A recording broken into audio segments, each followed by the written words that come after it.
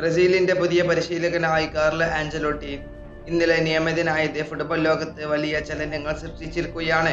ഇതിനോടകം തന്നെ ബ്രസീൽ ടീമിലേക്ക് കസമീരയുടെ തിരിച്ചുവരവിനെ കുറിച്ച് ആഞ്ചലോട്ടി ചർച്ചകൾ ആരംഭിച്ചതായാണ് റിപ്പോർട്ടുകൾ വരുന്നത്. ഇരുവരും തമ്മിൽ വളരെ നല്ല ബന്ധമാണ് ഉള്ളത്. പരിചയസമ്പന്നരും ലീഡർഷിപ്പ് ക്വാളിറ്റിയും ഉള്ള മികച്ച കളിക്കാർ ടീമിന്റെ ഭാഗമാകണമെന്ന് ആഞ്ചലോട്ടി ആഗ്രഹിക്കുന്നു.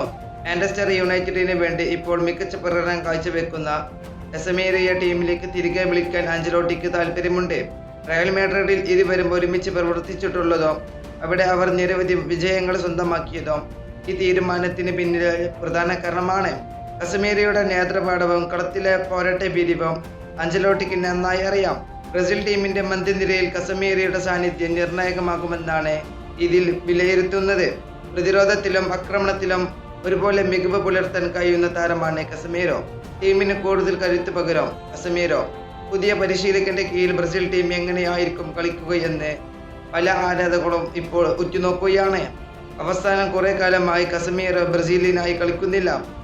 അതേസമയം കസമീരയുടെ തിരിച്ചുവരവിനെ കുറിച്ച് ഔദ്യോഗികമായ സ്ഥിരീകരണങ്ങളൊന്നും ഇതുവരെ ഇപ്പോൾ ബ്രസീൽ ടീം പുറത്തുവിട്ടിട്ടുമില്ല. ഫുട്ബോൾ ലോകത്ത് കൂടുതൽ വിശേഷങ്ങളുമായി അടുത്ത വീഡിയോയിൽ വരാം.